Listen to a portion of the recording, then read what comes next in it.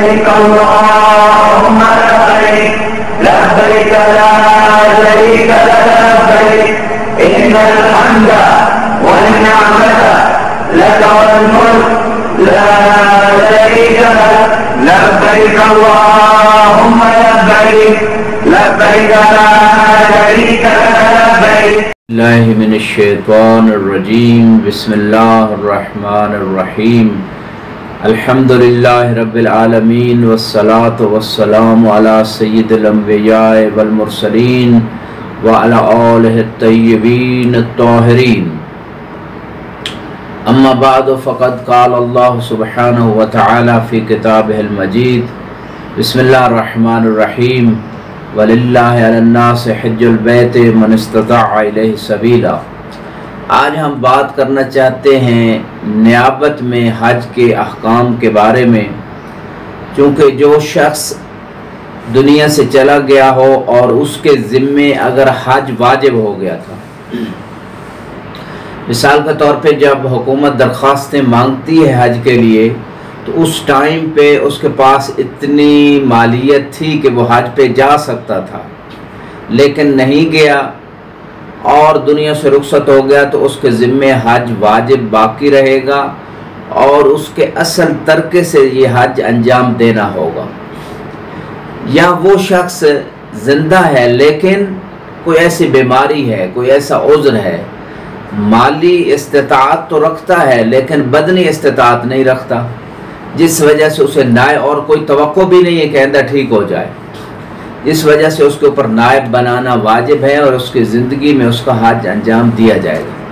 یا سم ایسی سچویشنز ہیں کہ جس میں مثلا عورت کے لیے خاص ایام میں نائب بنانا پڑتا ہے طواف کے لیے اگر کوئی اور چارہ نہیں ہے،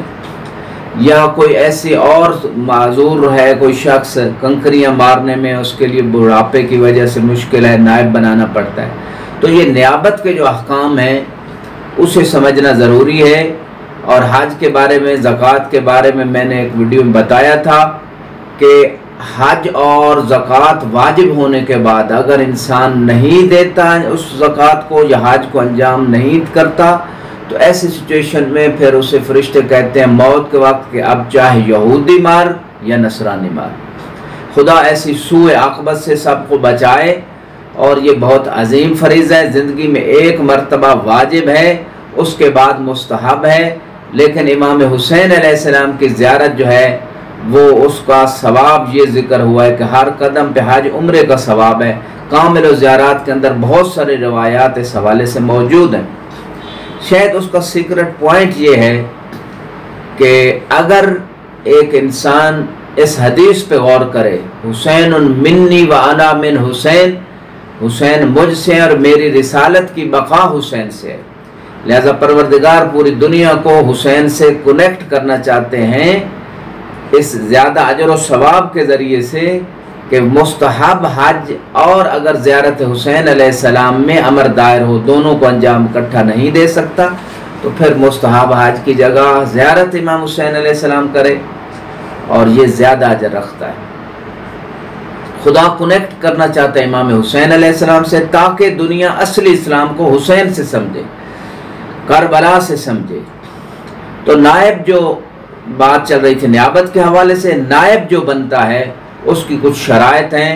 پہلی شرط ہے وہ عاقل ہو، مجنون نہ ہو، دوسری شرط ہے بالغ ہو، نابالغ نہ ہو،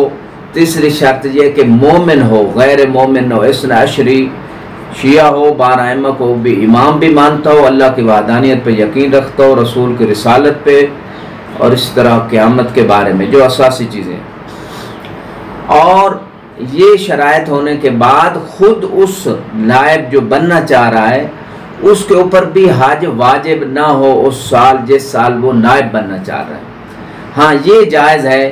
کہ مرد عورت کی طرف سے نیابت کر سکتا ہے، عورت مرد کی طرف سے کر سکتی ہے، اس میں کوئی اشکال نہیں۔ لیکن اگر ایک شخص دنیا سے چلا جاتا ہے اور وہ وصیت بھی نہیں کر کے جاتا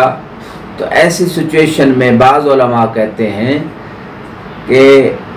جو میقات ہے، قریب ترین میقات، مثلا مدینے سے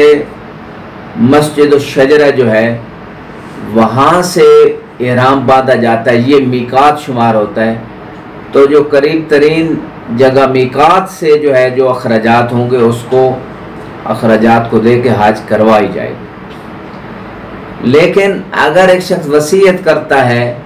یا اتنا ترکہ چھوڑ کے جاتا ہے کہ وہ حج کے لیے کافی ہے اور اس سے زائد ہے، تو پھر اس کے علاقے سے، اس کے ملک سے جہاں اس کی رہائش ہے، اس سے اس کے اصل ترکہ سے، وراثت کے تقسیم ہونے سے پہلے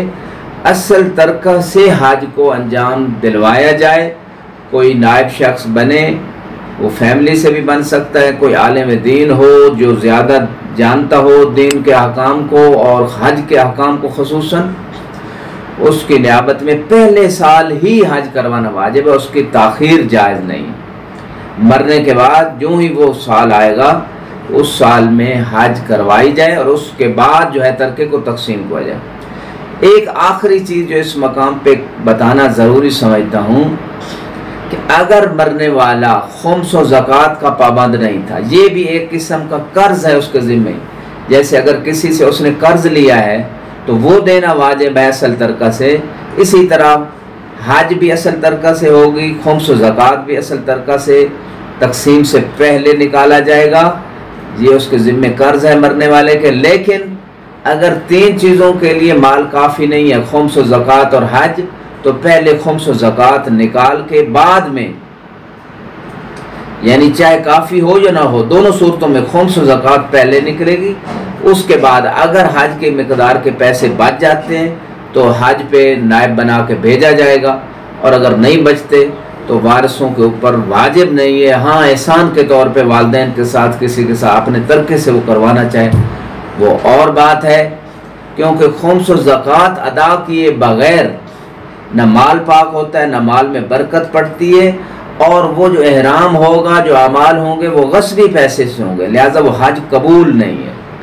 اسی طرح وہ نماز قبول نہیں ہے، وہ روزہ قبول نہیں ہے جو خمس ادا کیے بغیر کھانا انسان کھا رہا ہے یا زکوٰۃ جس کے ذمے۔ خدا ہم سب کو توفیق دے۔ وآخر دعوانا الحمدللہ رب العالمین۔ علم کا شہر ہوں میں، علم کا شہر ہوں میں، اور علی ہے دروازہ، مدینہ